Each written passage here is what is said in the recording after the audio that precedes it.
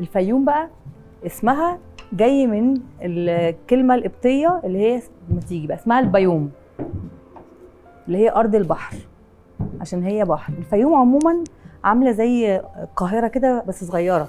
تمام. لا او مصر كمان، يعني ممكن تلاقي فيها بحر، تلاقي فيها صحراء، تلاقي فيها خضار، يعني تحسي انك سعيده على ان هي انت مش عارفه لها هي ايه، صعيد ولا خضره ولا دلتا ولا ايه، فيها كل حاجه. وبعدين فيها مواقع من التراث العالمي زي وادي الحيتان ووادي الريان، وزي الشلالات بتاعت وادي الريان، وفي حاجه اسمها الماجيك ليك. طبعا ليه بيسموها ماجيك ليك بقى استاذه منى؟ ليه؟ علشان الوانها بتغير كتير مع الشمس فبيسموها الماجيك ليك. بس دي من الحاجات. كملي. هنعمل ايه دلوقتي وانا برضو هدوشك تاني؟ هنعمل التورلي. هنحط الخضار، البسله والجزر. بصراحه انا اول مره ما ساعدتش خالص فقلعت بقى الجلافز لان لقيت نفسي انت واخده الامور بسلاسه عليها والدنيا البهارات بسيطه. برضو نستخدم بهارات نحطها على الخضار. وبعدين هنحط الطماطم مبشوره على ابوها برضو. ايوه. ومعلقه صلصه معاها بس عشان تطعم، عشان الطماطم معلقه او معلقتين يعني. وهنحط الثوم. احنا كده تمام من ده خلاص. معلقه ثوم. احنا كده تمام. احنا قدامنا هيقعد شويه، هيقعد شويه في حبه في الفرن. ادوشك بقى تاني. في بقى ولا يهمني معبد كل الناس عارفه ان في المعبد بتاع ابو سمبل اللي بيحصل فيه التعامد. تمام. ده معروف. الفيوم فيها معبد كده كمان بيحصل فيه تعامد. تخيلي اسمه معبد قدس الاقداس في الفيوم. في الفيوم. تخيلي. معلومه جديده. نحط سمنه بلدي.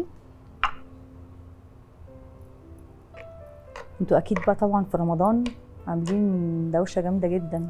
سمعت ان في حاجات كتير حاصله في رمضان طبعا. واحنا رمضان الحمد لله عندنا معانا حاجات كتير الحمد لله السنه دي. مش عايز اقول ان ما احنا في رمضان شويه كده. معانا خيم، معانا فروعنا الجديده وكده وان شاء الله. وفي بروجرام جوه الخيمه طبعا. في انترتينمنت وكده. طيب دلوقتي بقى قولي لي دول هيقعدوا قد ايه؟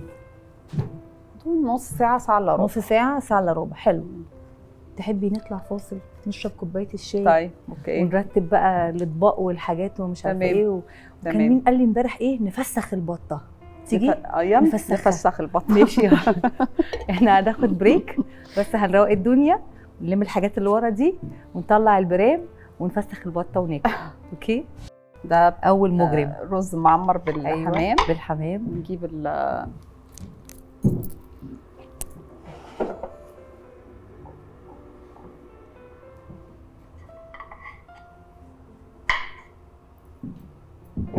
وده التورلي. بس مش عارفين نمسك نفسنا.